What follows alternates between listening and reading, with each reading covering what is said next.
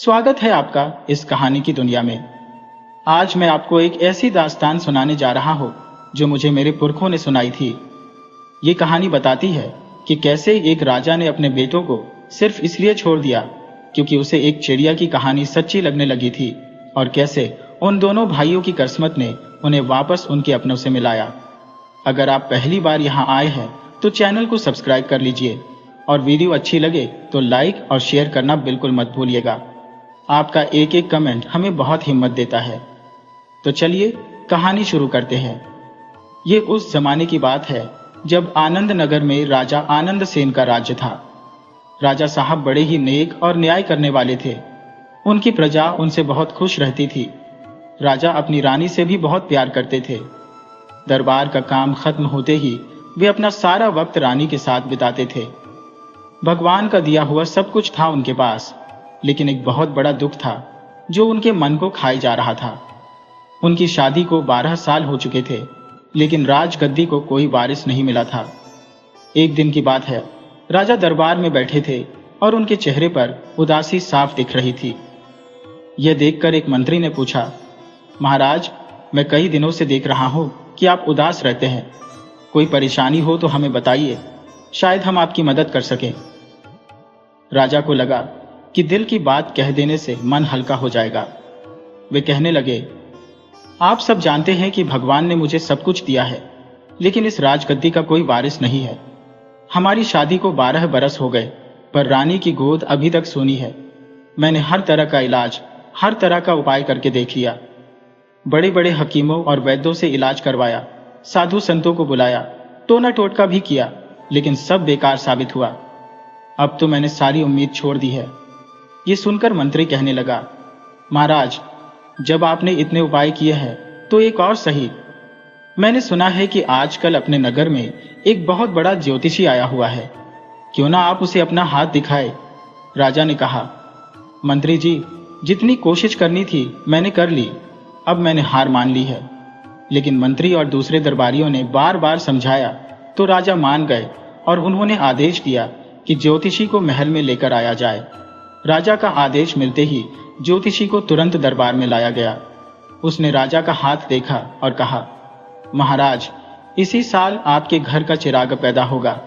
आपकी किस्मत में 2 बेटे हैं, लेकिन उनके नाम आपको ऐसे रखने होंगे जो शायद किसी ने न रखे हो, और यह भी ध्यान रखना होगा कि इन बच्चों के नाम सिर्फ आप, रानी और उन दोनों के अलावा किसी और को पता न चले। इसी में सबकी भलाई है।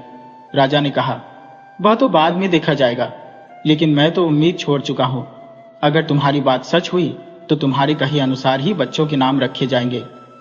ज्योतिषी कहने लगा, महाराज, यह मेरा दावा है कि आपको संतान जरूर मिलेगी। इसके बाद ज्योतिषी ने कहा, महाराज, मैं एक राज्य से दूसरे राज्य घूमता रहता हूं, पता नहीं फिर आपसे कब मुलाकात हो, इसलिए मैं आपके होने वाले बच्चों के नाम अभी से बता देता हूं।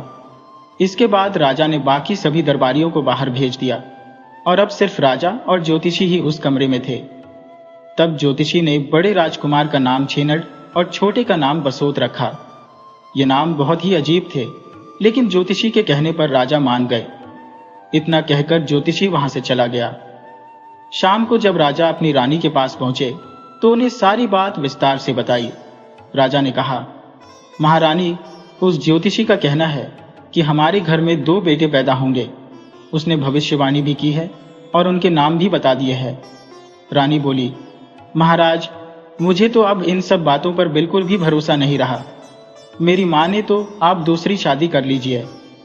राजा बोले, रानी, हमें तुमसे यह उम्मीद नहीं थी, बल्कि मुझे तो लगता है कि उस ज्योतिषी की बात जरूर सच होगी, और तुम ऐसी उदासी भरी बातें बिल्कुल मत किया करो।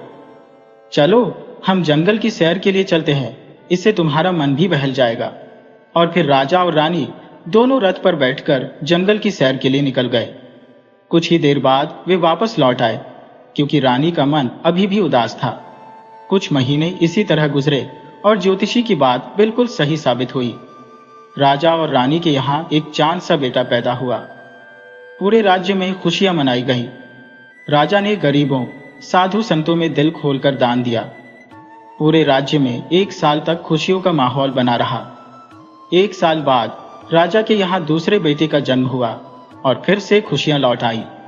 दोनों बच्चों के नाम, जैसा कि ज्योतिषी ने बताया था, बड़े का नाम चेनट और छोटे का नाम बसोत रखा गया। इस बात का पूरा ध्यान रखा गया कि इन दोनों राजकुमारों के नाम राजा, रानी और बच्चों के अलावा किसी और को पता न चले। राजा और रानी के दिन खुशियों में बीतने लगे। दोनों राजकुमारों को बड़े ही प्यार दुलार से पाला गया। उनकी पढ़ाई लिखाई का पूरा इंतजाम किया गया, लेकिन उन्हें क्या पता था कि उनकी खुशियां बहुत जल्दी खत्म होने वाली थी। एक दिन की बात है, रानी अपने महल के शाही बगीचे में टहल रही थी तो उन्होंने देखा कि एक पेड़ पर एक चिड़ा और चिड़िया का घोंसला बना हुआ है। वे दोनों बड़े ही प्यार से रहते थे। ये नज़ारा देखकर रानी को बहुत अच्छा लगा। अब तो रानी का यह रोज का काम बन गया था कि वह हर दिन बगीचे में आती और चिड़े और चिड़िया को उनके घोंसले में चहकते हुए देखती। कुछ दिन बीते, चिड़े और चिड़िया ने अंडे दिए और उनमें से प्यारे प्यारे छोटे बच्चे निकल आए। एक दिन ऐसा हुआ कि चिड़िया मर गई। रानी को यह देखकर बहुत दुख हुआ, लेकिन अगले ही दिन उन्होंने देखा कि चिड़ा अपने बच्चों के लिए एक नई चिड़िया को लेकर आया है। लेकिन नई चिड़िया उन दोनों बच्चों से बहुत ही जलती थी। एक दिन वह चिड़े से कहने लगी, मैं तुम्हारे बच्चों को नहीं पाल सकती। अगर तुम चाहते हो कि मैं तुम्हारे साथ रहूं, तो इन बच्चों को हमसे दूर करना होगा। चिड़े ने कहा, तुम बिल्कुल ठीक कहती हो। बिन माँ के बच्चों को भला जीने का क्या हक है? तुम जैसा चाहो वैसा कर सकती हो। और फिर एक दिन जब चिड़ा खाना ढूंढने के लिए बाहर गया हुआ था, तो चिड़िया ने नन्हे बच्चों का घोंसला नीचे गिरा दिया और वे बच्चे गिरकर मर गए। ये सब देखकर रानी को बहुत दुख हुआ और उनके मन में एक बात घर कर गई कि कहीं ऐसा ना हो, भगवान न करे, अगर मुझे कुछ हो गया तो मेरे बच्चों का क्या होगा? कहीं ऐसा तो नहीं कि आप उनके लिए कोई सौतेली माँ लेकर आ जाएंगे और वह मेरे बच्चों को कोई नुकसान पहुंचा दे। राजा ने कहा, महारानी, यह सब तुम्हारे दिमाग की उपज है। भला इन पक्षियों का हम इंसानों से क्या लेना देना? तुम बिल्कुल भी चिंता मत करो। लेकिन राजा के इतना समझाने पर भी रानी के मन पर कोई असर नहीं पड़ा। उनके दिमाग में हमेशा यही विचार आता रहता कि उनके मर जाने पर उनके बच्चों का क्या होगा। धीरे धीरे वह बीमार रहने लगी। एक दिन उन्होंने राजा को अपने पास बुलाया और कहने लगी, महाराज, मैं आपसे अपने दिल की एक बात कहना चाहती हूँ। भगवान न करे, अगर मुझे कुछ हो जाए तो आप मुझे वचन दीजिए कि आप मेरे बच्चों के लिए सौतेली माँ लेकर नहीं आएंगे। अगर कभी ऐसा हो भी गया तो मेरे बच्चों को सौतेली माँ से दूर अलग महल में रखेंगे। राजा ने उन्हें समझाया, महारानी, आप बेकार की बातें कर रही है, सब ठीक हो जाएगा। लेकिन सच्चाई तो यह थी कि रानी दिन ब दिन और भी ज्यादा बीमार होती जा रही थी। राजा ने उनके इलाज के लिए कई हकीमों और वैद्यों को बुलाया, लेकिन कोई फायदा नहीं हुआ और फिर एक दिन रानी की सचमुच मौत हो गई। पूरे महल में जैसे भूचाल आ गया हो। हर कोई दुखी था। सबसे ज्यादा दुख तो राजा को ही था। रानी की मौत के बाद तो राजा हमेशा दुखी रहने लगे। यहां तक कि उन्होंने अपने राजपाट के कामों पर भी ध्यान देना छोड़ दिया था। जब राजा के मंत्रियों ने देखा कि राजा रानी की मौत के दुख से बाहर नहीं आ पा रहे हैं और राजपाट के सभी काम ठप पड़े हैं, तो राजा का एक सबसे वफादार मंत्री राजा के पास आया और कहने लगा, महाराज, आखिर ऐसा कब तक चलेगा? अगर आप इसी तरह दुख में डूबे रहे तो हमारे राज्य की बागडोर कौन संभालेगा और हमारा राज्य तबाह हो जाएगा। राज्य के दुश्मन कभी भी हम पर हमला कर देंगे। मेरी मानिए तो आप दूसरी शादी कर लीजिए, जिससे बच्चों को नई मां मिल जाएगी और आप भी इस दुख से बाहर आ सकेंगे। राजा ने दूसरी शादी से साफ मना कर दिया, लेकिन बाकी सभी दरबारियों के बार बार समझाने पर आखिरकार राजा मान गए और कहने लगे, ठीक है, जैसा आप सबको ठीक लगे वैसा ही कीजिए। और फिर जल्दी ही राजा की दूसरी शादी कर दी गई। दूसरी रानी भी बहुत ही सुंदर थी और उसके आते ही राजा अपने सभी पुराने दुखों को भूल गए, यहाँ तक कि वह अपनी पुरानी रानी को भी भूल गए। राजा तो अपनी नई रानी पर बिल्कुल मोहित हो चुके थे, हमेशा उसी के आगे पीछे घूमते रहते। यहाँ तक कि उन्होंने अपनी पुरानी रानी से किया हुआ वादा भी तोड़ दिया था, लेकिन उन्होंने अपना दूसरा वादा पूरा किया, और वह यह कि सौतेली माँ के आने से पहले ही उन्होंने अपने बच्चों को एक दूसरे महल में रहने के लिए भेज दिया और नौकर दासियां उनकी देखभाल करने लगे। जबकि राजा अपनी नई रानी के साथ खुशी खुशी अलग महल में रहने लगे। कुछ समय इसी तरह बीता। दोनों राजकुमार अब थोड़े बड़े हो चुके थे, जबकि दूसरी रानी के भी अभी तक कोई बच्चा नहीं हुआ था। लेकिन राजा को इस बात की कोई चिंता नहीं थी। एक दिन की बात है, जब राजा शिकार खेलने के लिए जंगल में गए थे। नई रानी अपने महल के बरामदे में बैठी हुई थी कि तभी वहां एक गेंद आकर गिरी। वह गेंद उन दोनों छोटे राजकुमारों की थी जो खेलते खेलते वहां तक आ गई थी। तभी एक राजकुमार दौड़ता हुआ आया और कहने लगा, माँ माँ, हमारी गेंद यहीं आई होगी, आप हमें दे दीजिए। नई रानी ने आज तक इन बच्चों को नहीं देखा था। वह अपनी दासी से पूछने लगी, मुझको माँ कहने वाले ये दोनों बच्चे कौन हैं?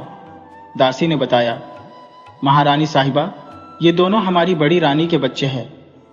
ये सुनकर छोटी रानी के मन में एक जलन सी उठने लगी। उसने बच्चों को डांटते हुए कहा, अरे बेशर्मो, यहाँ पर कोई गेंद नहीं आई, चले जाओ यहाँ से। दोनों राजकुमार मायूस होकर वहां से चले गए। उनके जाने के बाद छोटी रानी सोचने लगी कि किस तरह इन दोनों बच्चों से छुटकारा पाया जाए। उसने अपने पास ही रखे हुए एक चाकू से अपने शरीर पर इधर उधर घाव बना लिए और जोर जोर से चिल्लाने लगी। राजा को जब यह खबर मिली तो वह दौड़ते हुए रानी के पास पहुंचे और जब उन्होंने रानी की ऐसी हालत देखी तो पूछने लगे, अरे महारानी जी, ये क्या हुआ? तुम्हारी ऐसी हालत किसने कर दी? मुझे बताओ, मैं उसे जिंदा नहीं छोड़ूंगा, अभी के अभी उसके टुकड़े टुकड़े कर दूंगा।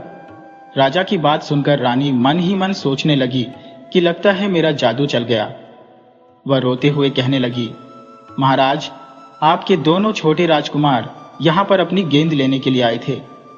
मैंने उन दोनों को प्यार करने और उनको यहां रोकने के लिए गेंद देने से मना कर दिया तो उन्होंने बड़ी ही बेरहमी से मुझ पर चाकू से हमला कर दिया। अगर मेरी दासी मेरे साथ न होती तो वे दोनों मुझे जान से ही मार डालते। वे कह रहे थे कि हमें अपनी सौतेली मां से नफरत है। राजा ने जब यह बात सुनी तो गुस्से से आग बबूला हो गए।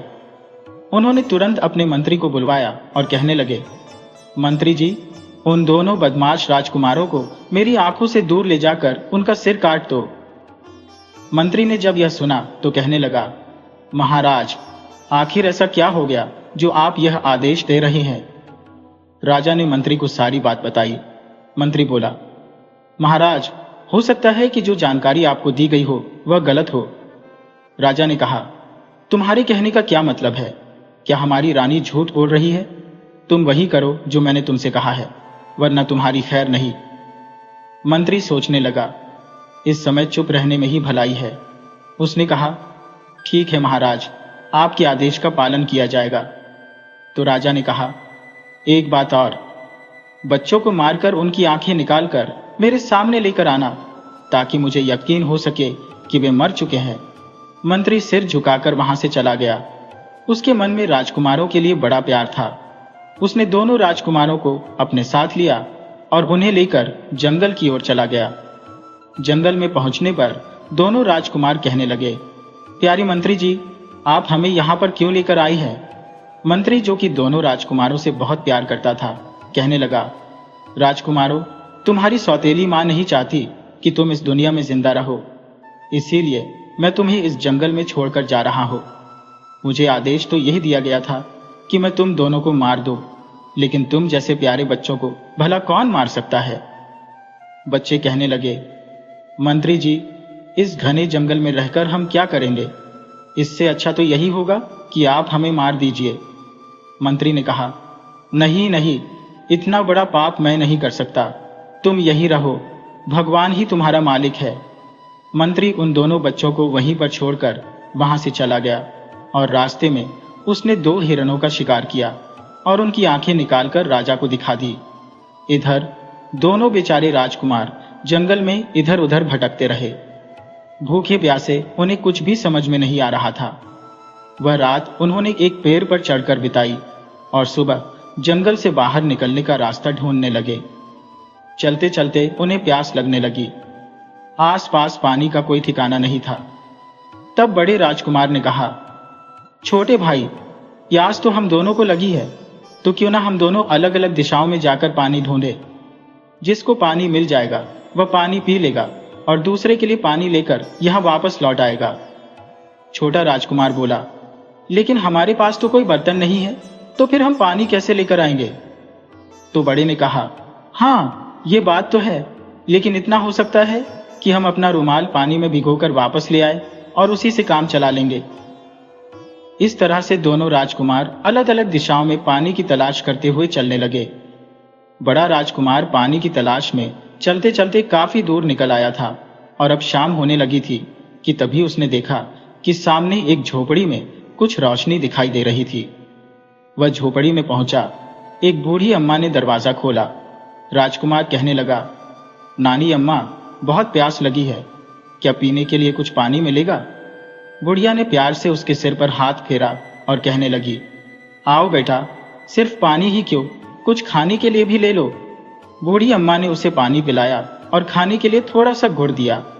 और फिर जब बड़ा राजकुमार चलने लगा तो बोला, अम्मा, ये मेरा रुमाल है, इसे पानी में भिगो दो। मेरा छोटा भाई भी प्यासा है और वह भी पानी की तलाश में निकला है, मैं ये पानी उसे पिला दूंगा। बूढ़ी अम्मा ने उसका रुमाल पानी में भिगो दिया और फिर बड़ा भाई वापस अपने छोटे भाई की तलाश में चल दिया। इधर छोटा भाई चलते चलते काफी दूर निकल आया था और फिर वह एक गांव में जा पहुंचा, जहां उसने देखा कि एक जगह पर बहुत सारे लोगों की भीड़ लगी थी। वह भी उस भीड़ में जाकर खड़ा हो गया। उसने देखा कि आसमान में एक बाज उड़ रहा था। सभी लोग उस बाज को बड़ी उत्सुकता से देख रहे थे। असल में बात यह थी कि उस राज्य के राजा की मौत हो चुकी थी, क्योंकि उस राजा के कोई संतान नहीं थी। तो राजा की आखिरी इच्छा यही थी कि उसकी राजगद्दी का वारिस उस आदमी को बनाया जाएगा जिसके सिर पर यह शाही बाज जाकर बैठ जाएगा। उसके बाद ही राजा का अंतिम संस्कार किया जाएगा। और अब राजा की मौत के बाद राजा की आखिरी इच्छा के अनुसार उस शाही बाज को नगर में छोड़ दिया गया था। वह बाज लोगों के सिरों पर घूमता हुआ इधर उधर देखने लगा और फिर वह उड़ता उड़ता सीधा छोटे राजकुमार के सिर पर जा बैठा। यह देखते ही लोगों में एक हलचल सी मच गई। उन सभी ने छोटे राजकुमार को अपना राजा मान लिया और उसकी जय जयकार करने लगे। उस राज्य के मंत्री और दरबारी छोटे राजकुमार को अपने साथ ले गए और उसे राजगद्दी पर बिठाया गया। उसका राज तिलक कर दिया गया। छोटा राजकुमार अब उस राज्य का राजा बन चुका था। क्योंकि वह पहले से ही एक राजसी खानदान से था, तो उसने बड़ी ही समझदारी के साथ अपने मंत्रियों से सलाह करके राजपाट चलाना शुरू कर दिया। साथ ही साथ उसे अपने भाई की भी बहुत याद आती थी। उसने अपने भाई को बाहर ढूंढवाया, लेकिन उसका कुछ पता न चला। धीरे धीरे समय बीतता गया और अब दोनों राजकुमार जवान हो चुके थे। एक दिन छोटा भाई, जो कि राजा बन चुका था, उसके मन में अपने भाई को ढूंढने के लिए एक उपाय आया। उसने तुरंत अपने दरबारियों और मंत्रियों को बुलवाया और कहा कि पूरे राज्य में यह ऐलान करवा दिया जाए कि जो भी आदमी चेनट और बसोत की कहानी सुनाएगा उसे मुंह मांगा इनाम दिया जाएगा। मंत्री ने पूछा, महाराज, आखिर इस कहानी में ऐसी कौन सी खास बात है जो आप इसे सुनने के लिए मुंह मांगा इनाम देने को तैयार है? राजा ने कहा कि समय आने पर आपको सब कुछ पता चल जाएगा। और फिर राजा के आदेश पर पूरे राज्य में यह ऐलान करवा दिया गया कि जो भी आदमी राजा को छेनट और बसोत की कहानी सुनाएगा उसे मुंह मांगा इनाम दिया जाएगा। इस ऐलान के पीछे छोटे भाई का यह विचार था कि उनकी कहानी और उनके नाम तो सिर्फ उन दोनों को ही मालूम है, किसी और को नहीं। तो जो भी आदमी इस कहानी को जानता होगा वह जरूर ही उसका भाई होगा। राजा का यह ऐलान सुनकर इनाम के लालच में नगर के कई लोग राजा को मनगढ़ंत कहानियां सुनाने लगे। राजा उन सब की कहानियां सुनता। उसे गुस्सा तो बहुत आता, लेकिन फिर भी वह ऐसे लोगों को छोटा मोटा इनाम देकर चलता करता। उसने अपने सिपाहियों को खास आदेश दिया था कि हमारे राज्य के मुख्य दरवाजे पर आने वाले मुसाफिरों पर नजर रखी जाए। हो सकता है कि उनमें से कोई ऐसा हो जो चेनट और बसोत की कहानी को जानता हो। राजा का आदेश मिलते ही सिपाही राज्य के मुख्य दरवाजे पर तैनात हो गए और हर आने जाने वाले से इस कहानी के बारे में पूछने लगे। अब दूसरी तरफ बड़े भाई की कहानी सुनिए। बुढ़िया की झोपड़ी से निकलने के बाद जब वह वापस उसी जगह पर पहुंचा था तो उसे अपना भाई नहीं मिला। अब तो वह दर दर की ठोकरें खाने लगा, नगर नगर भटकता रहा। उसकी हालत भिखारियों जैसी हो चुकी थी। एक दिन भटकते भटकते वो उसी नगर के दरवाजे पर आ पहुंचा जहां पर उसके छोटे भाई का राज था। सिपाहियों ने जब एक अजनबी आदमी को देखा तो उसे पकड़कर पूछने लगे, तुम कौन हो, कहां से आए हो, क्या तुम्हें चेनट और बसोत की कहानी मालूम है? अगर वह कहानी तुम राजा को सुनाओगे तो तुम्हें बहुत ही बड़ा इनाम मिलेगा। उनकी बातें सुनकर बड़ा भाई, जो कि पहले से ही बहुत परेशान था, कहने लगा, दूर हटो मुझसे, मैं पहले ही बहुत परेशान हूँ, मुझे किसी तरह के इनाम से कोई मतलब नहीं है। सिपाहियों ने जब यह सुना तो उन्हें इस बात का पक्का यकीन हो गया कि यह आदमी जरूर उस कहानी के बारे में जानता है, क्योंकि इसे तो इनाम की भी कोई चिंता नहीं है। वे जबरदस्ती उसे पकड़कर अपने राजा के पास ले गए। क्योंकि अब दोनों भाई बड़े हो चुके थे, इसलिए एक दूसरे के आमने सामने आने पर भी वे एक दूसरे को नहीं पहचान पाए। छोटा भाई, जो कि राजा बन चुका था, उसने पूछा, क्यों भाई, क्या तुम चेनट और बसोत की कहानी जानते हो? बड़े भाई ने लापरवाही से जवाब दिया, अगर जानता भी हो तो तुम्हें उससे क्या मतलब है? राजा ने कहा, बस यूं ही, मैं उस कहानी को सुनना चाहता हूं। और तब बड़े भाई ने चेनट और बसोत की कहानी उसे सुनाई। अपने बचपन से लेकर सौतेली मां के अत्याचार और फिर मंत्री का जंगल में छोड़कर आना, एक एक घटना उसने अपने छोटे भाई यानी राजा को सुना दी। सारी कहानी सुनने के बाद जैसे छोटे भाई का दिल धक से रह गया। उसने पूछा, तुम इस कहानी को कैसे जानते हो? बड़े भाई ने कहा, क्योंकि यह कहानी नहीं बल्कि मेरी आप बीती है, और यह कहानी मेरे और मेरे भाई की कहानी है।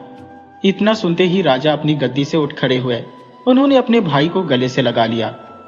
पूरा राज दरबार यह देखकर हैरान था कि एक राजा ने भिखारी जैसे दिखने वाले आदमी को अपने गले से क्यों लगा लिया। सबकी आंखों में बस एक ही सवाल था। तब राजा ने अपने मंत्रियों और दरबारियों से कहा कि चेनट और बसोत की कहानी मेरे और मेरे भाई की कहानी है। ये आदमी कोई और नहीं बल्कि मेरा भाई है। दोनों भाई एक दूसरे से मिलकर बहुत ही खुश हुए। छोटे भाई ने अपने बड़े भाई की खूब खातिरदारी की और फिर दोनों भाइयों ने मिलकर अपनी पिछली जिंदगी के बारे में एक दूसरे को बताया। छोटे भाई ने बताया कि किस तरह से वह इस राज्य का राजा बन गया। दूसरी तरफ अब उनके पिता का हाल भी सुनिए। उनके पिता यानी राजा आनंद सेन अब काफी बूढ़े हो चुके थे, जबकि उनकी रानी की मौत हो चुकी थी। बुढ़ापे में वह अकेले अक्सर अपने बेटों को याद करते और आंसू बहाते थे। उन्हें अब अपनी की पर बहुत ही पछतावा था, लेकिन अब हो क्या सकता था। वह नहीं जानते थे कि उनके दोनों बेटे जिंदा हैं। अब तो राजा आनंद सेन बिल्कुल अकेले और लाचार हो चुके थे।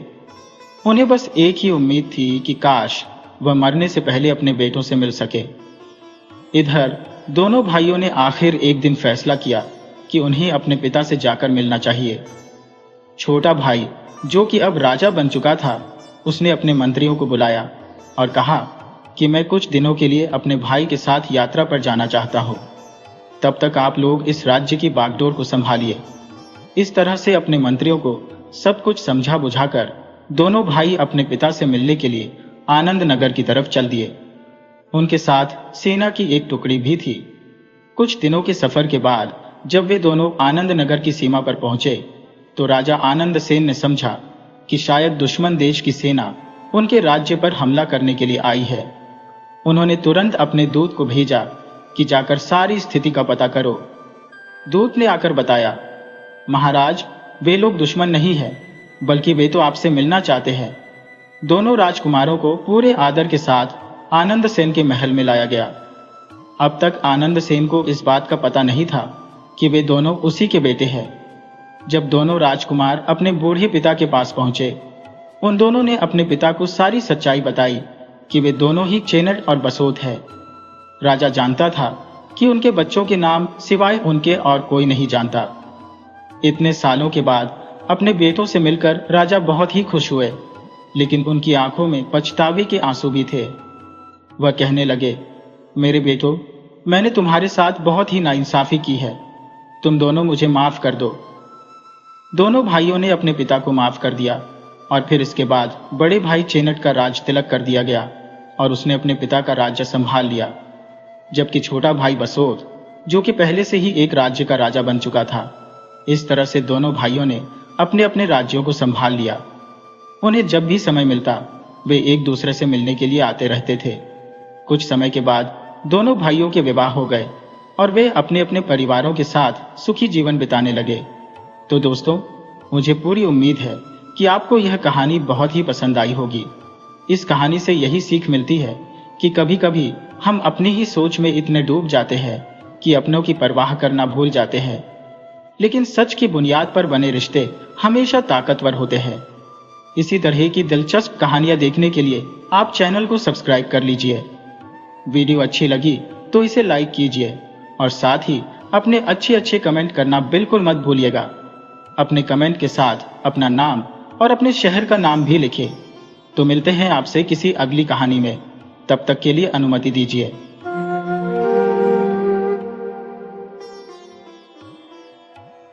बात उन दिनों की है जब चांदपुर नाम के एक शहर में शांति प्रसाद नाम के एक साहूकार रहते थे। उनका नाम सिर्फ शहर में ही नहीं बल्कि दूर दूर तक के गांवों में भी जाना जाता था। लोग उनसे कर्ज लेने आते थे और जब उनके पास पैसा आ जाता था तो वो वादे के मुताबिक मूल और ब्याज समेत वापस चुका देते थे। सेठ जी ब्याज तो लेते थे पर अपने उसूलों के बहुत पक्के और सच्चे आदमी थे। वे कभी भी किसी से पैसे वापस लेने के लिए वक्त से पहले नहीं जाते थे, न ही किसी से बदतमीजी करते थे। उनकी अच्छाई और दयालुता के चर्चे हर जगह फैले हुए थे। उनकी यह नेकनामी एक बार उसी गांव से गुजर रहे दो ठगों, छटंकू और मनकू के कानों में पड़ी। मनकू ने कहा, यार गुरु, अब तक तो हमने जो साहूकार के बारे में सुना है उससे तो मुझे वह कोई बहुत ही बड़ा मूर्ख सेठ लगता है। छटंकू बोला, लगता तो मुझे भी कुछ ऐसा ही है। अगर लोगों की माने तो सेठ कर्जा मांगने वालों का पता ठिकाना भी नहीं पूछता, बस नाम और वापस करने की तारीख पूछकर ही कर्ज दे देता है। मनकू ने अपनी जेबें टटोली और बोला, यार, मैं सोच रहा हूं कि क्यों ना इस बार हम उसे ही अपना शिकार बनाकर कुछ पैसे ऐंठ लें। छटंकू ने भी अपनी आंखें चमकाई। गुरु, मैं भी यही कहना चाहता था, तो चलो यहां से सीधे चांदपुर चलकर उसी से मिलते हैं। मनकू बोला, ठीक है गुरु, चलो। किस्मत ने साथ दिया तो बहुत दिनों तक हमें कुछ करने की जरूरत नहीं पड़ेगी।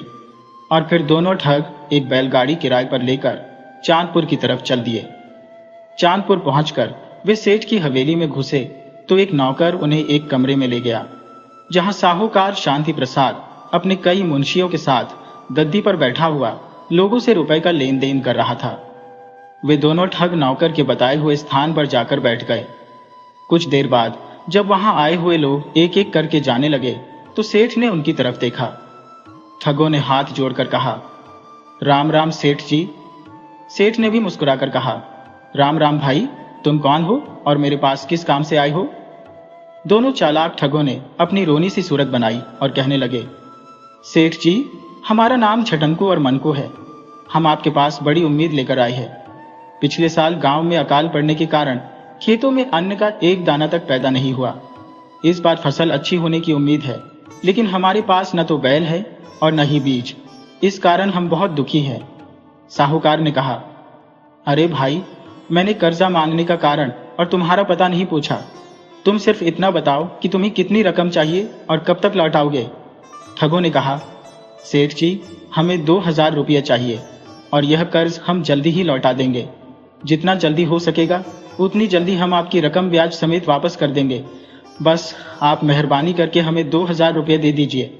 साहूकार ने कहा, अरे भाई, फिर भी उस जल्दी की कोई मियाद है या नहीं? बिना मियाद जाने मैं तुम्हें कर्ज नहीं दे सकता। सेठ जी की मियाद वाली बात सुनकर छटंकू ने मक्कारी भरे स्वर में कहा, सेठ जी, कर्ज तो कर्ज होता है। अगर हम इस जन्म में नहीं देंगे तो अगले जन्म में दे देंगे।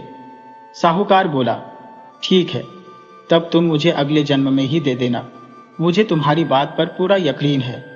ये कहकर सेठ जी ने अपने मुंशी को आवाज लगाई, मुंशी जी, इनके नाम का खाता खोलकर इन्हें 2000 रुपये दे दो और लिखा पढ़ी भी कर लो।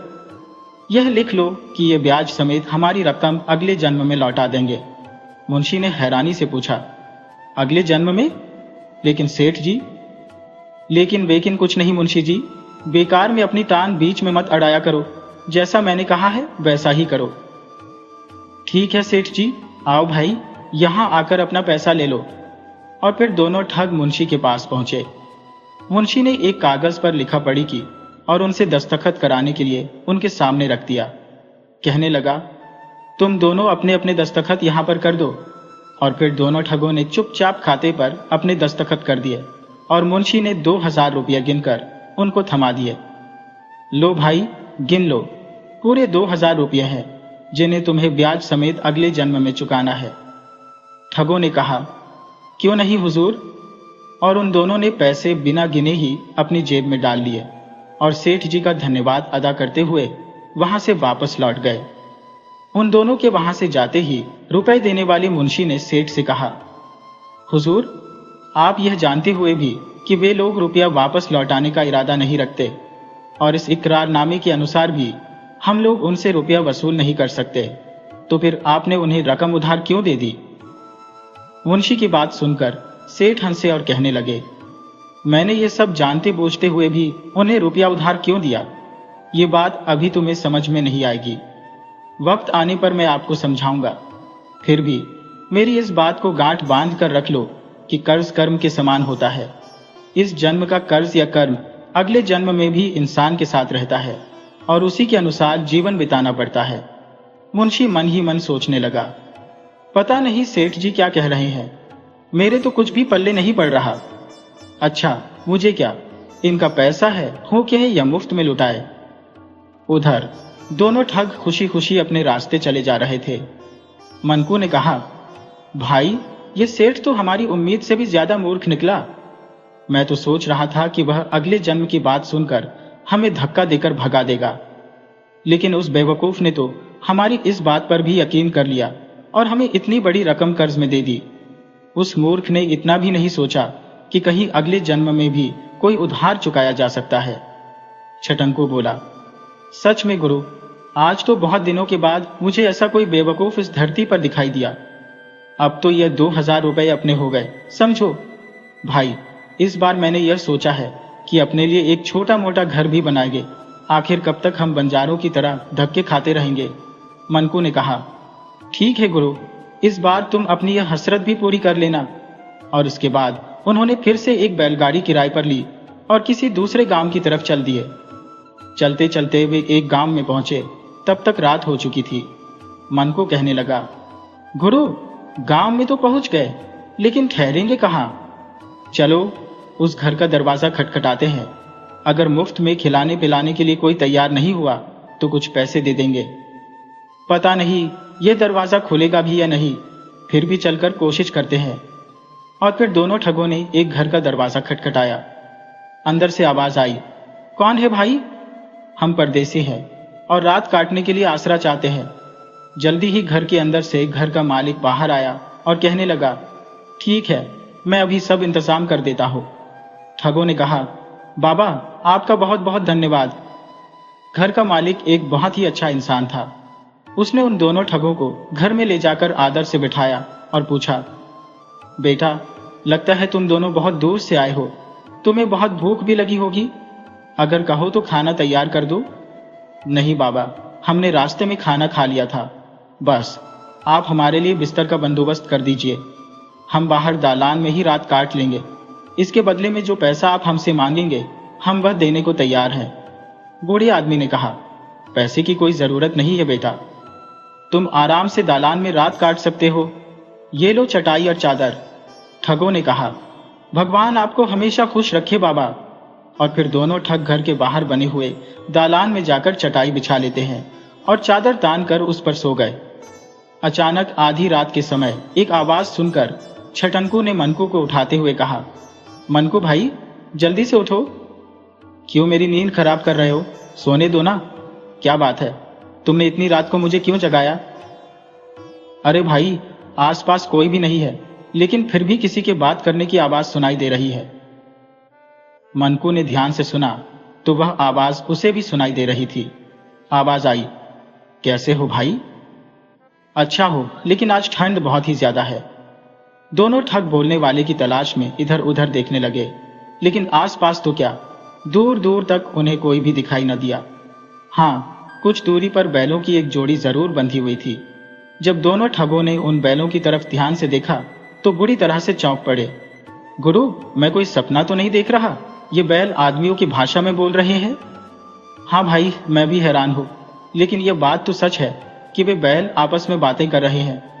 कुछ सोचकर दोनों ठग ध्यान से उन दोनों बैलों के बीच होने वाली बातचीत को सुनने लगे। पहले बैल ने कहा, दोस्त, हमारी तुम्हारे साथ की यह आखिरी रात है। हाँ दोस्त, मैं भी तुमसे यही कहने जा रहा था।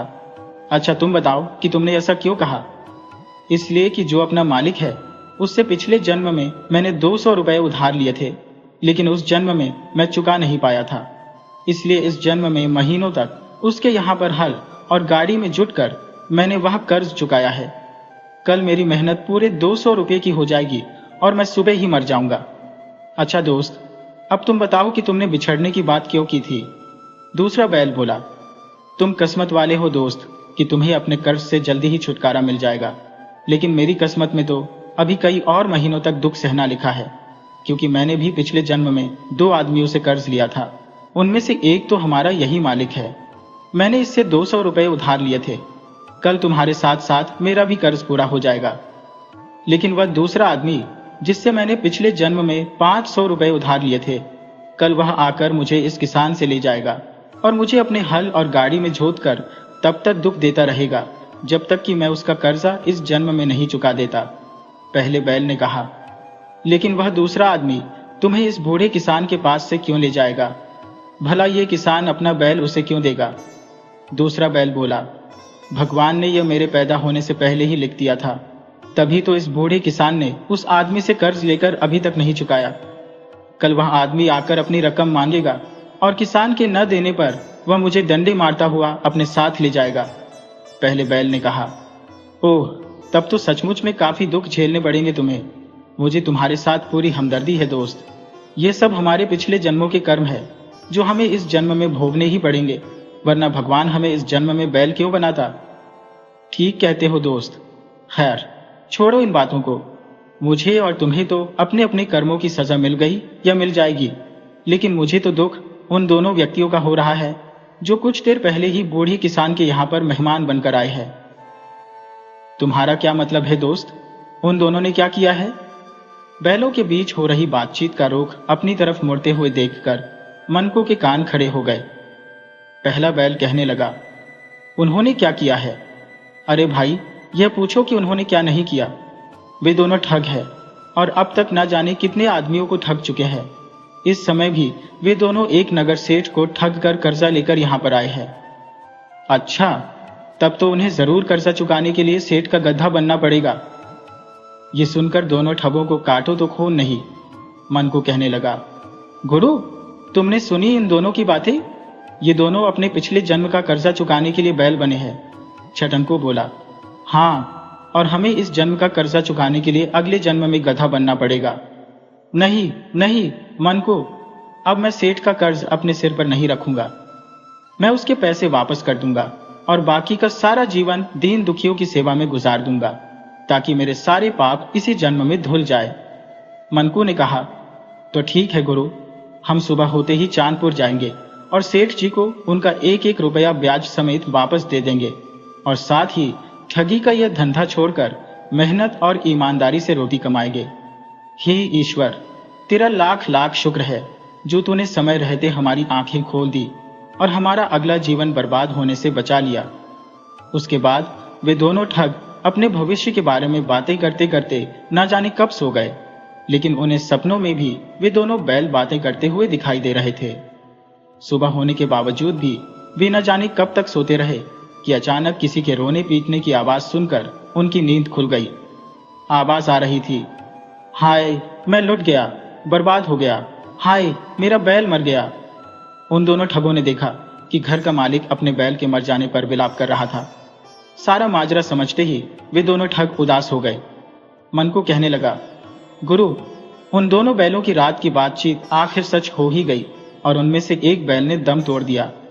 हाँ, वह अपने मालिक के पिछले जन्म के कर्ज से मुक्ति पा चुका है, जबकि वह बूढ़ा आदमी अभी भी विलाप कर रहा था, हाय, मैं बर्बाद हो गया। अभी वे दोनों ठग किसान को दिलासा देने की सोच ही रहे थे कि तभी वहां पर एक हट्टा कट्टा आदमी डंडा हाथ में लिए हुए आ धमका और बूढ़े आदमी से कहने लगा, अरे ओ बुढ़े, आज तूने मेरा कर्ज ब्याज समेत लौटाने का वादा किया था। देख, मैं आ गया हूं, मेरा पैसा मुझे दे। ब्याज समेत पूरे 500 रुपए बनते हैं। बूढ़ा किसान कहने लगा, मुझ गरीब पर तरस खाओ रघु बेटा, और मुझे कुछ दिनों की मोहलत दे दो, मैं तुम्हारी पाई पाई चुका दूंगा। बकवास बंद कर बुढ़े, अगर तूने इसी समय मेरे पैसे नहीं दिए तो मैं तेरा एक बैल लेकर चला जाऊंगा। नहीं नहीं, मुझ पर दया करो, देखो पहले ही मेरा एक बैल मर गया है। उस आदमी ने कहा, तू मर या तेरा बैल मरे, मुझे इससे कोई मतलब नहीं है। मुझे तो केवल अपने पैसे चाहिए, वरना उसके बदले में मैं तुम्हारा बैल ले जाऊंगा। अब देर न लगाओ, जल्दी से मुझे पैसे दो। बूढ़ा आदमी कहने लगा, मैं तुम्हारे पैर पड़ता हूं बेटा, मुझे कुछ दिनों की मोहलत और दे दो, मैं तुम्हारा यह एहसान जीवन भर नहीं भूलूंगा। अरे दूर हो बुढ़े, तुमसे पैर छुआते छुआते तो मेरे पैर ही दुखने लगे हैं। उसके बाद रघु ने दूसरे बैल को खोला और उसे डंडे मारता हुआ अपने साथ ले गया। बूढ़ा किसान रोता चिल्लाता रह गया। बूढ़े किसान की हालत पर रघु को कोई दया नहीं आई और देखते ही देखते रघु बैल को लेकर उसकी नजरों से ओझल हो गया। बेचारा किसान वहीं पर बेहोश होकर गिर गया। तब तक वहां पर काफी लोग इकट्ठा हो चुके थे जो किसान को होश में लाने की कोशिश करने लगे। दोनों में से एक ठग मनकू ने कहा, गुरु, मेरे हिसाब से तो हमें अपना समय बर्बाद न करके जल्दी से जल्दी चांदपुर के सेठ के यहां पर जाना चाहिए। कहीं ऐसा न हो कि देर करने से वक्त हाथ से निकल जाए और हम पछताते ही रह जाए। और फिर उन दोनों ने फिर से एक बैलगाड़ी किराए पर ली और उसी समय चांदपुर की तरफ रवाना हो गए। जब वे दोनों सेठ की हवेली पर पहुंचे तो सेठ उस समय भी बहुत से लोगों के साथ रुपयों का लेन देन कर रहा था। एक ठग ने कहा, मनकू, सेठ जी को इन लोगों से निपटते निपटते काफी देर हो जाएगी, क्यों ना हम सबसे पहले आगे जाकर अपना कर्जा निपटा दें। ठीक कहते हो गुरु। अगले ही पल वे दोनों चिल्लाते हुए आगे बढ़ने लगे, सेठ जी हमें बचा लीजिए, हमें पाप के गड्ढे में गिरने से बचा लीजिए। साहूकार ने कहा, अरे अरे, कौन हो तुम दोनों? ठग बोले, सेठ जी हमें इतनी जल्दी भूल गए, हम दोनों छटंकू और मनकू हैं, कल ही तो आपसे 2000 रुपये लेकर गए थे।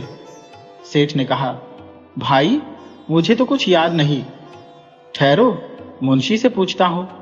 मुंशी कहने लगा, सेठ जी ये तो वही दोनों ठग हैं, लेकिन ये दोनों फिर से यहां पर क्यों आ धमके? मुंशी जी फालतू बात मत करो, खाता खोल कर देखो कि क्या इनके नाम से कोई खाता है। मुंशी ने खाता खोला और कहने लगा, हाँ सेठ जी, कल की तारीख में इनके नाम पर 2000 रुपये लिखे हैं। साहूकार ने कहा, हाँ भाई, तुम्हारे नाम का खाता तो है, लेकिन तुम चाहते क्या हो? ठगों ने कहा, हुजूर, माई बाप, हम अपना कर्ज वापस करना चाहते हैं, और वह भी ब्याज के साथ। ये लीजिए 2100 रुपए और हमारा नाम काट दीजिए। सेठ जी, हम लोग किसी तरह का कर्ज अपने सिर पर नहीं रखना चाहते। सेठ बोला, ठहरो भाई, पहले मुझे मुंशी जी से हिसाब किताब मालूम करने दो, उसी के बाद तुम्हारा रुपया लूंगा। मुंशी जी, जरा खाते में देखकर बताना तो, इन्होंने रकम लौटाने की तारीख कब तक की बताई है? मुंशी कहने लगा, सेठ जी, खाते में तो अगले जन्म में रकम लौटाने की तारीख लिखी हुई है। ठग कहने लगे, वह तो हमने ऐसे ही मजाकत में कह दिया था। सेठ जी, हम तो इसी जन्म में पैसा लौटाना चाहते हैं, लीजिए संभालिए अपनी रकम। साहूकार बोला, नहीं भाई, मैं कर्ज की अदायगी इस तरह से नहीं लेता, मैं अपने उसूलों का पक्का हूं। रकम लौटाने का तुमने जब वादा किया था, मैं उसी समय अपना कर्ज वापस लूंगा। तुमने अगले जन्म में कर्जा लौटाने का वादा किया था, इसलिए मैं अगले जन्म में ही लूंगा। ठग कहने लगे, सेठ जी ये आप क्या कह रहे हैं? भला कोई अगले जन्म में भी पिछले जन्म का कर्ज चुकाता है? जब हम इसी जन्म में अपना कर्ज लौटा रहे हैं तो फिर आप क्यों अगले जन्म की बात करते हैं? इसी समय अपना पैसा वापस क्यों नहीं ले लेते? साहूकार बोला, कहा तो है भाई, मैं अपने उसूलों का पक्का हूं। जब का तुम दोनों लोगों ने वादा किया है, रकम तभी वापस लूंगा, और कोई अगले जन्म पर यकीन करे या न करे, लेकिन मुझे तो पूरा यकीन है, मैं तुमसे अपना कर्जा अगले जन्म में ही लूंगा।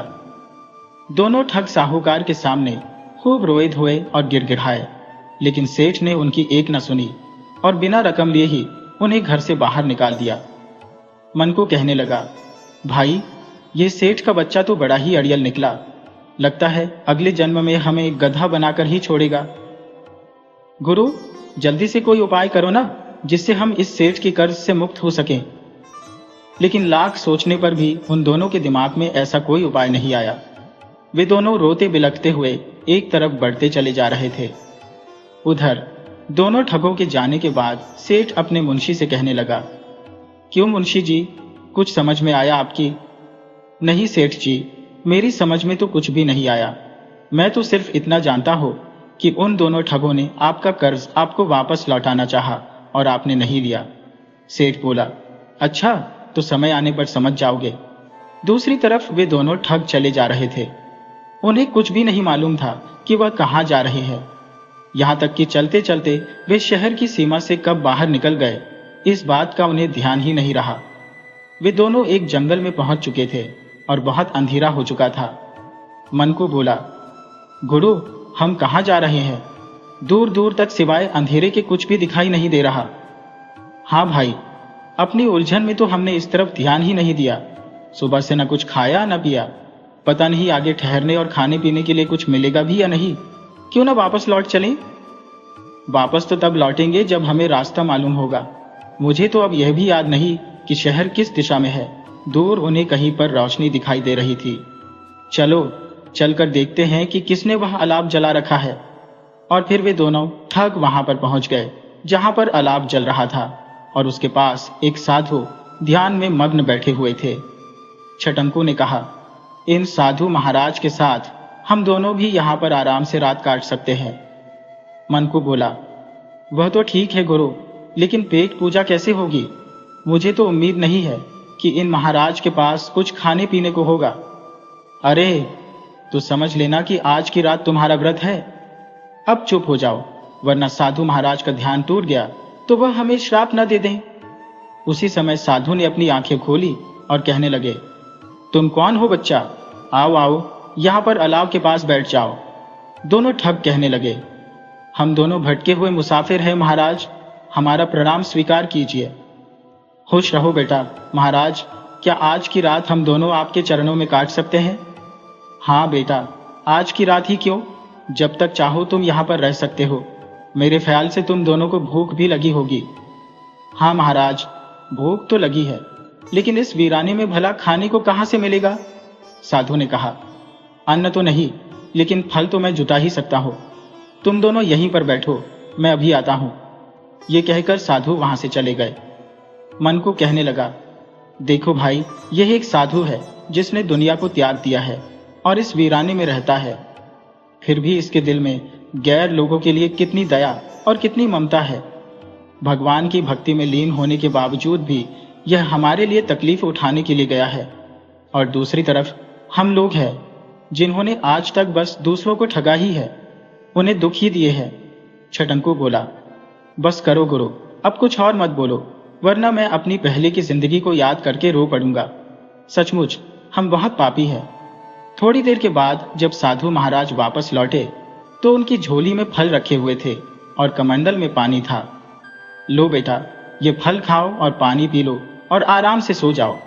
बच्चों, तुम दोनों के चेहरे देखकर मुझे न जाने क्यों ऐसा लगता है कि तुम दोनों किसी बात से दुखी हो और अंदर ही अंदर पछतावे की आग में जल रहे हो। मन को कहने लगा, आप बिल्कुल ठीक कहते हैं महाराज, हम दोनों ने आज तक जो भी किया है उसी के लिए पछतावा कर रहे हैं। लेकिन हमें मालूम है कि हमें अपने पापों से कभी मुक्ति नहीं मिलेगी और इस जन्म के कर्मों का फल हमें अगले जन्म में भोगना ही पड़ेगा।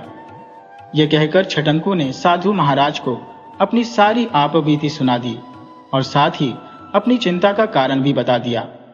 उनकी बात सुनकर साधु कहने लगे, बेटा, तुम ऐसा क्यों समझते हो कि इस जन्म के पापों का प्रायश्चित इस जन्म में नहीं हो सकता? क्या सच महाराज, हमने जो कुछ किया है क्या उसका प्रायश्चित हो सकता है? हाँ बेटा, अगर कोई सच्चे मन से प्रायश्चित करे तो उसे पापों से मुक्ति मिल सकती है। वह कैसे महाराज, हमें बताइए, हम सच्चे दिल से प्रायश्चित करने को तैयार हैं। साधु महाराज की बात सुनकर दोनों ठगों के चेहरे खुशी से खिल उठे। तब साधु महाराज उन दोनों को प्रायश्चित करने का तरीका बताने लगे, साथ ही साथ उन्हें ज्ञान की बातें भी बताने लगे। साधु महाराज का उपदेश सुनकर दोनों ठगों का मन शांत हो चला था और फिर छटंकू ने कहा, साधु महाराज, हम सेठ शांति प्रसाद का कर्जा कैसे वापस कर सकते हैं? वह तो कर्जा वापस लेने को तैयार ही नहीं हो रहा। साधु महाराज ने कहा, बेटा, इस जगह से 1 मील आगे पहुंचने पर तुम्हें एक गांव दिखाई देगा। वहां पहुंचने पर तुम्हें अपने आप ही सेठ का कर्जा उतारने का कोई ना कोई उपाय समझ में आ ही जाएगा। बस बेटा, अब सो जाओ। मैं कुछ समय भगवान की साधना में बिताना चाहता हूं। जैसी साधु महाराज की इच्छा। इसके बाद साधु आंख बंद करके फिर से ध्यान में मग्न हो गए, जबकि छटंकू और मनकू उनके पास ही चादर बिछाकर गहरी नींद में सो गए। जब सुबह हुई तो दोनों ठगों ने साधु महाराज को आसपास कहीं भी नहीं पाया। वे दोनों हैरान थे कि साधु महाराज इतनी सुबह सुबह कहां चले गए।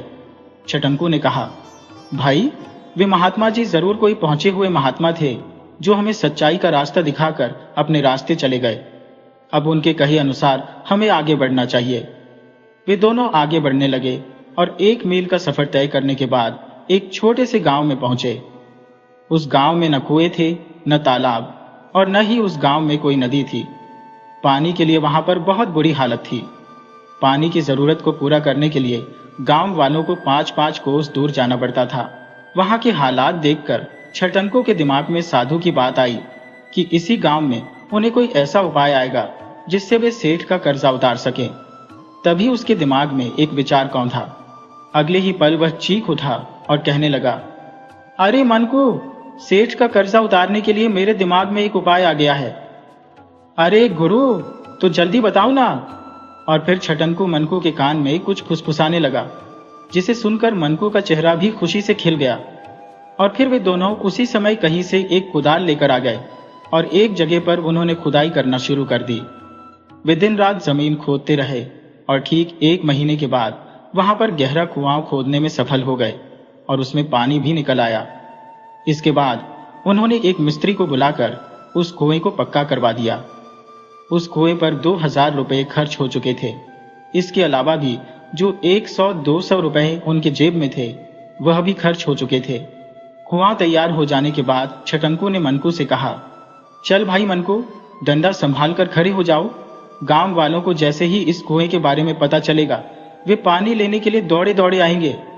मनकू ने कहा, चिंता मत करो गुरु, पानी लेने के लिए अगर भगवान भी आ जाए तो इस कुएं से पानी नहीं ले सकेंगे। और फिर वे दोनों मोटे मोटे डंडे संभालकर कुएं की पहरेदारी करने लगे। जब गांव के लोगों को उस कुएं के बारे में पता चला तो गांव वाले बर्तन आदि लेकर कुएं की तरफ दौड़े। वहां पहुंचे तो मनकू ने कहा, ठहरो तुम सब, इस कुएं से दूर रहो, हम किसी को इस कुएं से पानी भरने नहीं देंगे। एक आदमी ने कहा, ऐसा अन्याय मत करो भाई, तुम लोग जानते हो कि गांव में पानी की कितनी दिक्कत है। तुमने वास्तव में इस कुएं को बनाकर गांव वालों पर बड़ा ही उपकार किया है। छटंकू ने कहा, वह सब तो ठीक है, लेकिन यह कुआं हमारा नहीं है, बल्कि चांदपुर के सेठ शांति प्रसाद जी का है। हम उनकी अनुमति के बिना किसी को इस कुएं से पानी नहीं भरने देंगे। हाँ, अगर तुम लोगों को पानी चाहिए तो जाकर पहले सेठ जी से बात करो और उनकी आज्ञा लेकर आओ। पूरे गांव वालों ने उनसे बहुत ही विनती की, लेकिन दोनों ठग किसी भी कीमत पर पानी देने को तैयार नहीं हुए।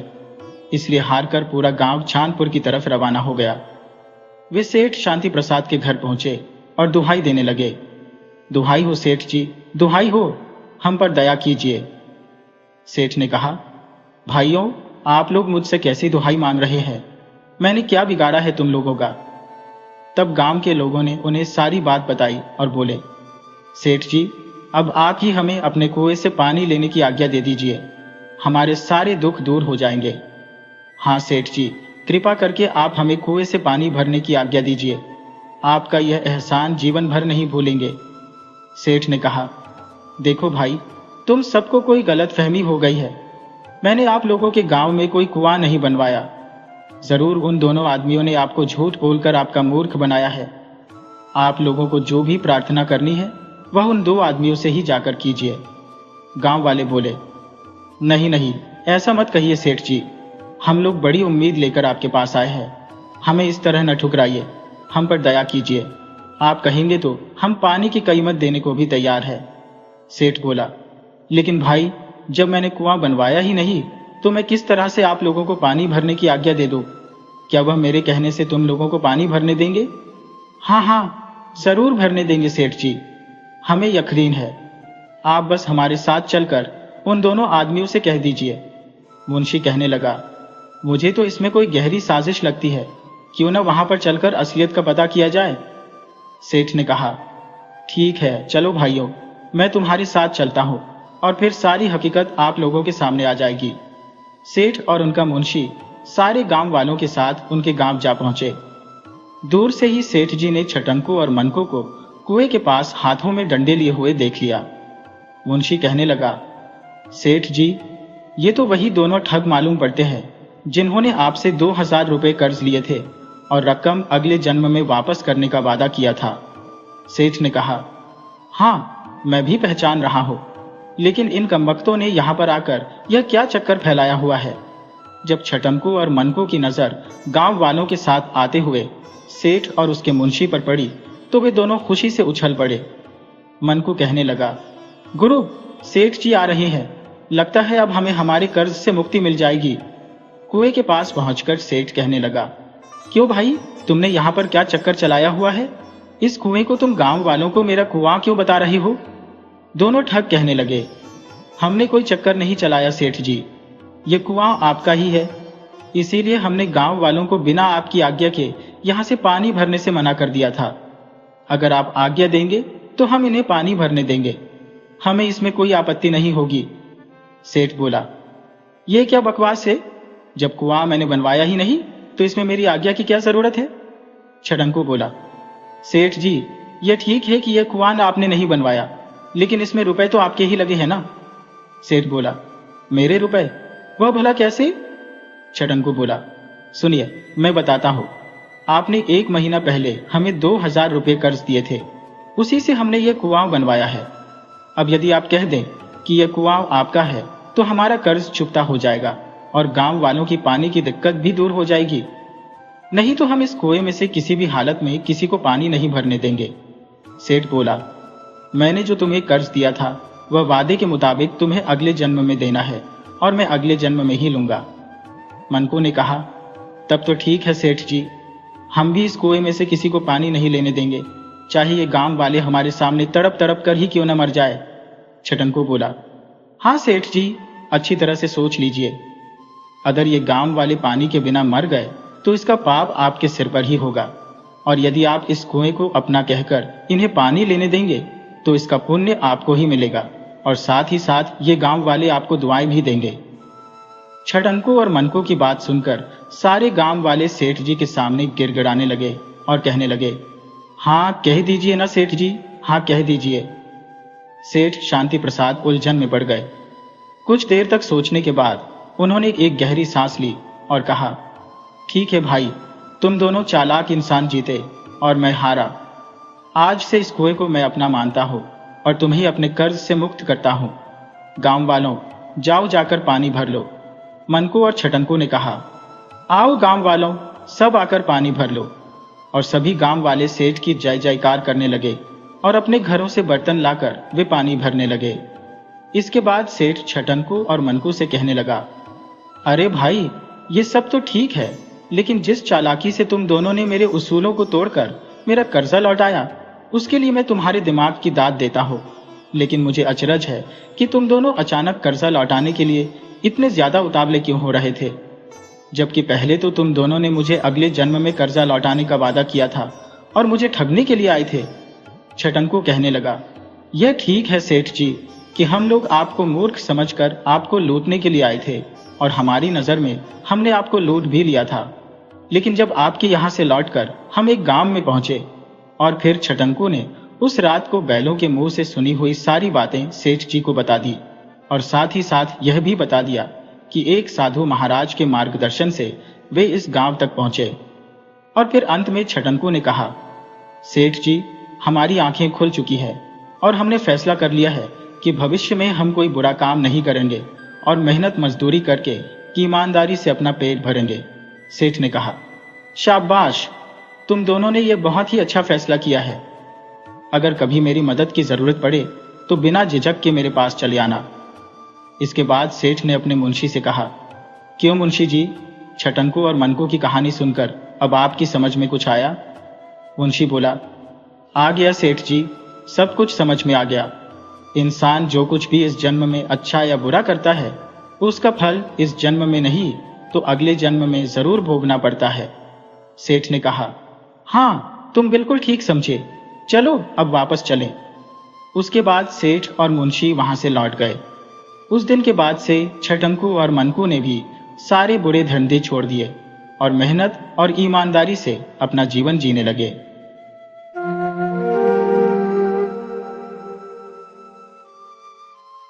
ये बात बहुत ही पुरानी है, जब एक गांव में पुरुषोत्तम नाम का एक लड़का रहता था। इस दुनिया में उसका कोई नहीं था। उसके माता पिता तो बचपन में ही चले गए थे। एक दिन पुरुषोत्तम यूं ही घूमते घूमते एक बड़े से बगीचे में चला गया और एक पेड़ के नीचे जाकर सो गया। उसे इतनी गहरी नींद आई कि बस पूछो मत। दोपहर का समय था, तभी वहां से राजा का एक सैनिक गुजरा। जब उसने पुरुषोत्तम को पेड़ के नीचे सोते हुए देखा तो उसके पास गया। उसने पुरुषोत्तम को धक्का देकर उठाया और बोला, अरे लड़के, तू कौन है? तुझे पता नहीं कि यह महाराज का बगीचा है, यहाँ सोना मना है। कौन है तू और कहां से आया है? पुरुषोत्तम जो गहरी नींद में था वह उठा और गुस्सा होते हुए बोला, तुमने मुझे क्यों उठा दिया? मैं इतना अच्छा सपना देख रहा था। मैं सपने में राजकुमारी के हाथ से दूध पीने वाला था और तुमने मुझे जगा दिया। सैनिक यह सुनकर हैरान रह गया। मुझे तुम्हारी बात कुछ समझ नहीं आई। तुम सपने में क्या गुल खिला रहे थे, यह तो महाराज को बताना पड़ेगा। पुरुषोत्तम बोला, मैं एक सपना देख रहा था कि हमारे पड़ोस के राज्य शक्तिपुर के राजा की बेटी मेरे पास दूध का गिलास लेकर खड़ी थी और वह मुझे दूध पीने को कह रही थी, जबकि एक दूसरी राजकुमारी मेरे पांव दबा रही थी और तुमने बीच में आकर मेरा सारा सपना खराब कर दिया। ये सुनकर सैनिक को बहुत गुस्सा आया। उसने सोचा कि यह मामूली सा लड़का सपने में राजाओं की बेटियों को देख रहा था। सैनिक ने तुरंत पुरुषोत्तम को पकड़ा और उसे राजा के दरबार में ले गया। वहां पहुंचकर सैनिक ने राजा यज्ञदत्त को सारी बात बता दी। जब राजा यज्ञदत्त ने यह सुना तो उसे बहुत गुस्सा आया और वह बोला, यह कैसी बेशर्मी है? एक मामूली सा गरीब लड़का हमारे पड़ोसी राजाओं की बेटियों को अपने सपने में देखता है, और हद तो तब हो गई जब इसने मेरी बेटी को भी अपने सपने में देख लिया। ये तो हमारी शान के खिलाफ है। राजा ने गुस्से में आकर सैनिकों को आदेश दिया, इसे गिरफ्तार कर लो और ले जाकर पूरी जिंदगी के लिए कारागार में डाल दो। अब ये अपने सपनों के साथ कारागार में ही रहेगा। सैनिकों ने राजा का आदेश मानकर पुरुषोत्तम को कारागार में डाल दिया। पुरुषोत्तम को रोज सिर्फ एक समय की रोटी और एक कटोरी पानी दिया जाता था, जिससे न तो वह ठीक से जी सकता था और न ही मर सकता था। कारागार में बैठा पुरुषोत्तम अक्सर वहां पहरा दे रहे पहरेदार से बातें करता रहता था। एक दिन ऐसा हुआ कि पुरुषोत्तम को न तो रोटी मिली और न ही पानी। वह भूखा प्यासा बैठा हुआ था। उसने बाहर खड़े पहरेदार को देखा तो वह भी उदास था। पुरुषोत्तम ने पूछा, क्या हुआ भाई? क्या राजा का कोई रिश्तेदार मर गया है जो तुम इतने उदास हो? पहरेदार बोला, मरा तो कोई नहीं, लेकिन पड़ोसी राज्य शक्तिपुर के राजा ने हमारे राजा को एक संदेश भेजा है। संदेश में उसने कहा है कि अगर हमारे राजा ने उसके एक सवाल का जवाब नहीं दिया तो वह हम पर हमला कर देगा, और सारी दुनिया जानती है कि शक्तिपुर राज्य की सेना हमसे कहीं ज्यादा बड़ी और ताकतवर है। हमारी सेना उसका कभी मुकाबला नहीं कर पाएगी। पुरुषोत्तम ने कहा, अच्छा तो फिर राजा ने क्या किया? सैनिक बोला, राजा ने अपने दरबार में बड़े बड़े विद्वानों और पंडितों को बुलवाया, लेकिन किसी के पास भी उस सवाल का कोई जवाब नहीं था। इसी वजह से सारा राज्य दुखी है और महाराज भी। पुरुषोत्तम बोला, अरे लेकिन ऐसा कौन सा सवाल है जिसका जवाब कोई नहीं दे पा रहा? जरा मुझे भी तो बताओ। सैनिक ने सवाल बताया, 3 डंडे हैं, तीनों की लंबाई और मोटाई बराबर है। वे एक ही पेड़ की एक ही शाखा से बने हैं। पड़ोसी राजा ने पूछा है कि इन डंडों में से शाखा का अगला हिस्सा कौन सा है, बीच वाला कौन सा और सबसे नीचे वाला कौन सा? सभी डंडे एक जैसे हैं, इसलिए किसी को भी कुछ नहीं पता चल रहा। इसी वजह से राजा उदास है। अभी तक किसी के पास भी इस सवाल का कोई जवाब नहीं है। पुरुषोत्तम ने कहा, अरे यह तो बहुत ही आसान सवाल है, इसे तो मैं अभी हल कर सकता हूं। यह सुनकर पहरेदार खुश हुआ और उसने तुरंत जाकर राजा को सारी बात बता दी। राजा ने कहा, अच्छा, अगर उस कैदी को जवाब मालूम है तो उसे जल्दी से दरबार में लेकर आओ। सैनिक पुरुषोत्तम के पास गया और कहा, चलो, तुम्हें राजा ने बुलाया है और दरबार में चलना है। पुरुषोत्तम बहुत ही चालाक था। उसने कहा, नहीं, मैं ऐसे नहीं जाऊंगा। सैनिक ने पूछा, अरे तो फिर कैसे जाओगे? पुरुषोत्तम बोला, मैं तो राजा के जैसे कपड़े पहनकर घोड़े पर सवार होकर पूरे नगर का चक्कर लगाऊंगा। उसके बाद राजा की गद्दी पर बैठकर ही अपना जवाब दूंगा। अगर राजा साहब को यह मंजूर हो तो मैं जाने को तैयार हूं। सैनिक ने जाकर पुरुषोत्तम की यह बात राजा के सामने कह दी। यह सुनकर राजा को तो पहले बहुत गुस्सा आया कि एक मामूली सा कैदी इस तरह की शर्त कैसे रख सकता है, ये तो मेरा अपमान है। लेकिन फिर राजा ने थोड़ा सोचा और समझा कि उसके पास कोई और चारा नहीं है, क्योंकि अभी तक कोई भी उसे इस सवाल का जवाब नहीं दे पाया था। और फिर शक्तिपुर के राजा का खतरा भी सिर पर मंडरा रहा था। आखिरकार राजा ने गहरी सांस लेते हुए कहा, अगर उसे लगता है कि वह इस सवाल का जवाब दे सकता है तो वह जैसा कहता है वैसा ही करो। फिर क्या था, जैसा पुरुषोत्तम ने कहा था वैसा ही हुआ। उसे अच्छे कपड़े पहनाए गए और घोड़े पर बिठाकर पूरे नगर का चक्कर लगाया गया। इसके बाद पुरुषोत्तम को राजा की गद्दी पर बिठा दिया गया। पुरुषोत्तम ने कहा, अब मेरे पास 3 डंडे और एक पानी का टब लेकर आया जाए। सैनिक उसी समय 3 डंडे और पानी का टब लेकर आ गए और पुरुषोत्तम के सामने रख दिया। पुरुषोत्तम ने उन्हें ध्यान से देखा और फिर बिना समय बर्बाद किए उन पर निशान लगा दिए। फिर उसने शक्तिपुर से आए हुए सैनिकों को बुलाया और कहा, इन डंडों को अपने साथ ले जाओ और अपने राजा को बता देना कि मैंने इसका हल कर दिया है। इतना कहकर पुरुषोत्तम चुपचाप कारागार में वापस चला गया। सभी लोग यह देखकर हैरान थे। जब पुरुषोत्तम कारागार में वापस आ गया तो पहरेदार ने उससे पूछा, तुमने इतनी जल्दी इस सवाल का हल कैसे ढूंढ लिया? पुरुषोत्तम बोला, यह तो बहुत ही आसान था। ये डंडे बेर की लकड़ी के बने हुए थे। मैंने उन्हें पानी में डालकर देखा तो पानी में डालते ही उन डंडों पर लगा रंग कुछ हल्का पड़ गया और मुझे उनमें अंतर समझ में आने लगा। फिर जब मैंने उन्हें एक के ऊपर एक जोड़कर देखा तो साफ पता लग गया कि जिस शाखा से वह बने हैं उसका अगला हिस्सा कौन सा था, बीच वाला कौन सा और सबसे नीचे वाला कौन सा। इस बात की पहचान करने के बाद मैंने हर एक लकड़ी पर निशान लगा दिया। बेर की लकड़ी ऊपर से नीचे तक एक ही जैसी दिखाई देती है, इसलिए देखने में कोई फर्क नहीं समझ में आता, लेकिन पानी ने सच बता दिया। पुरुषोत्तम की चतुराई देखकर पहरेदार दंग रह गया। पुरुषोत्तम ने जो निशान लगाए थे वे बिल्कुल सही निकले। शक्तिपुर के राजा ने जब डंडों को देखा और परखा तो वह भी मान गया कि जवाब बिल्कुल सही है। इस तरह से उसने हमला करने का इरादा छोड़ दिया और राज्य में शांति बनी रही। हालांकि इस पूरे मामले के बाद भी पुरुषोत्तम को कारागार से रिहाई नहीं मिली थी। वह कई दिनों तक वैसे ही कारागार में कैद रहा और फिर एक दिन ऐसा हुआ कि पुरुषोत्तम को न तो रोटी मिली और न ही पानी। बाहर खड़ा पहरेदार काफी चिंतित दिखाई दे रहा था। पुरुषोत्तम ने पूछा, आज फिर से राजा को कौन सी परेशानी आ गई? पहरेदार बोला, आज एक नया सवाल आ गया। एक जैसी 3 घोड़ियां भेजी हैं। वे तीनों देखने में बिल्कुल एक जैसी हैं, एक जैसा रंग, एक ही कदकाठी और एक ही चाल। सवाल यह है कि उनमें से नानी कौन है, माँ कौन सी है और बेटी कौन सी है? पुरुषोत्तम बोला, बस इतनी सी बात, यह भी कोई मुश्किल सवाल नहीं है। पहरेदार ने कहा, क्या तुम्हें सच में इसका जवाब पता है? पुरुषोत्तम बोला, हाँ, अगर मुझे राजा फिर से वैसे ही ले जाने की इजाजत दे दे जैसे पिछली बार ले गया था तो मैं इस सवाल का जवाब दे सकता हूं। पहरेदार ने तुरंत यह बात राजा तक पहुंचा दी।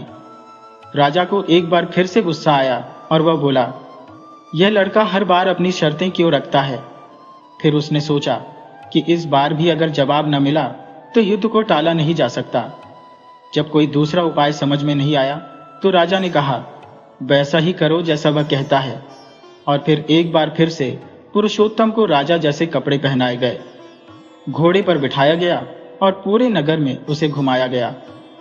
लोग फिर से हैरानी से देख रहे थे कि आखिर यह साधारण सा कैदी कौन है जो बार बार राजा की तरह सम्मान पाता है।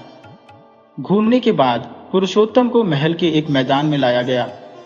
उसके सामने तीनों घोड़ियां लाई गईं, जो देखने में बिल्कुल एक जैसी ही थी। न तो उनमें कोई फर्क दिखाई दे रहा था, न ही कोई पहचान का तरीका समझ में आ रहा था। हर कोई बड़ी उत्सुकता से पुरुषोत्तम को देख रहा था कि वह इस चुनौती को कैसे हल करेगा। तब पुरुषोत्तम ने कहा, इन घोड़ियों के आगे खाने के लिए घास डाल दी जाए। सैनिकों ने तुरंत ऐसा ही किया। तीनों घोड़ियों के सामने घास रख दी गई। पुरुषोत्तम ने बिना कुछ कहे तीनों घोड़ियों पर निशान लगा दिए और सैनिकों को आदेश दिया कि इन्हें वापस ले जाओ और शक्तिपुर के राजा को दिखाओ। इसके बाद पुरुषोत्तम फिर से कारागार में वापस लौट गया। हर कोई उसकी बुद्धिमानी को देखकर हैरान था। कारागार में पहुंचकर पहरेदार ने पूछा, पुरुषोत्तम, तुमने सवालों का जवाब कैसे ढूंढा? पुरुषोत्तम बोला, यह तो बहुत ही आसान था। जो घोड़ी सबसे आराम से खड़ी रही और आराम से घास खा रही थी, वह नानी थी। उम्र और अनुभव ने उसे संयम सिखा दिया था। जो घोड़ी सतर्क थी और चारों तरफ देख रही थी, वह माँ थी। उसे अपने बच्चे की चिंता सता रही थी और उसकी निगाहें हमेशा सुरक्षा पर ही होती है। और जो घोड़ी जल्दी जल्दी घास खाने में लगी हुई थी, वह बेटी थी। उसकी भूख और उसकी बेचैनी उसके जवान होने का संकेत थी। बस इसी आधार पर मैंने घोड़ियों को पहचान लिया था। दूसरी तरफ शक्तिपुर का राजा सोच में पड़ गया, क्योंकि वह जो भी सवाल पूछता था उसका जवाब मिल जाता था। इसी वजह से उसे कोई मौका नहीं मिल पा रहा था युद्ध करने का। लेकिन इस बार उसने अपने सभी मंत्रियों और दरबारियों से सलाह करके सबसे मुश्किल सवाल भेजा। इस बार का सवाल सुनकर राजा यज्ञदत्त बहुत ही उदास हो गया, क्योंकि इस बार का सवाल वाकई बहुत कठिन था। एक बार फिर से कारागार में बैठे हुए पुरुषोत्तम को उस दिन खाना और पानी नहीं मिला। पुरुषोत्तम ने पहरेदार से पूछा, क्या बात हो गई? क्या फिर से कोई गड़बड़ हो गई? पहरेदार बोला, इस बार शक्तिपुर के राजा ने एक बहुत ही मुश्किल सवाल भेजा है। और सवाल यह है, जो है वह नहीं है, जो था वह नहीं था, जो नहीं था वही है। राजा का कुत्ता कान का कच्चा। राजा यज्ञदत्त को एक बार फिर से पुरुषोत्तम का ख्याल आया। उसने पुरुषोत्तम को बुलावा भेजा, लेकिन इस बार पुरुषोत्तम जाने को तैयार न हुआ। तो राजा खुद चलकर पुरुषोत्तम के पास आया और बोला, पुरुषोत्तम, मुझे पूरा विश्वास है कि तुम इस सवाल को जरूर हल कर सकते हो। तुमने पहले भी 2 बार मेरी सहायता की है। इस बार भी तुम इस राज्य को खतरे से बचा सकते हो। पुरुषोत्तम ने कहा, महाराज, इस सवाल का हल करना है तो मुझे खुद शक्तिपुर राज्य जाना होगा, और इस सवाल को हल करने के लिए आप शक्तिपुर के राजा से 6 महीने का समय ले लीजिए। राजा ने कहा, ठीक है। और फिर राजा ने वही किया जो पुरुषोत्तम ने उसे कहा था। पुरुषोत्तम को एक शानदार घोड़ा दिया गया और सोने की मोहरों से भरी हुई कई थैलियां उसे दी गईं। घोड़े पर सवार होकर पुरुषोत्तम शक्तिपुर राज्य में जा पहुंचा और वहां पर एक शानदार घर बनाकर राजकुमारों की तरह रहने लगा। उसने वहां पर अपनी पहचान एक व्यापारी के रूप में बताई। धीरे धीरे यह बात नगर में फैलने लगी कि एक नौजवान व्यापारी शहर में आया है जो कि बहुत ही अमीर है। एक दिन उसी बाजार में से मंत्री की बेटी ने पुरुषोत्तम को देखा तो उस पर मोहित हो गई। उसने अपने पिता को बताया कि वह एक नौजवान से प्यार करती है और उससे विवाह करना चाहती है। काफी सोच विचार करने के बाद मंत्री ने अपनी बेटी का विवाह प्रस्ताव पुरुषोत्तम के पास भेजा। पुरुषोत्तम ने इसके लिए हाँ कर दी और फिर पुरुषोत्तम का विवाह मंत्री की बेटी के साथ कर दिया गया। शादी हो जाने के बाद पुरुषोत्तम अब महल में रहने लगा था, लेकिन उसका असली मकसद तो अभी पूरा नहीं हुआ था। इसी दौरान उसकी मुलाकात वहां की राज नर्तकी से हुई। पुरुषोत्तम अब उसकी महफिलों में जाने लगा था। वह हर रात वहां पर जाता और आधी रात के बाद ही वह घर लौटता, जिसके कारण उसकी पत्नी बेहद परेशान हो गई थी। धीरे धीरे पुरुषोत्तम ने उस नर्तकी का विश्वास जीत लिया।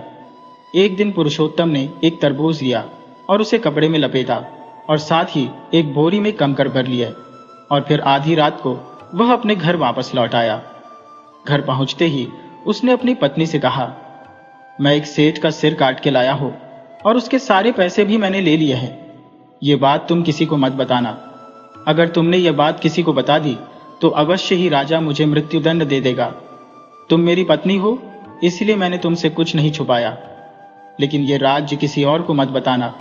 पुरुषोत्तम की पत्नी इस बात से डर गई और मन ही मन वह चिंता करने लगी, मगर डर और शक के कारण उसने यह सारी बात जाकर अपने पिता यानी मंत्री जी को बता दी।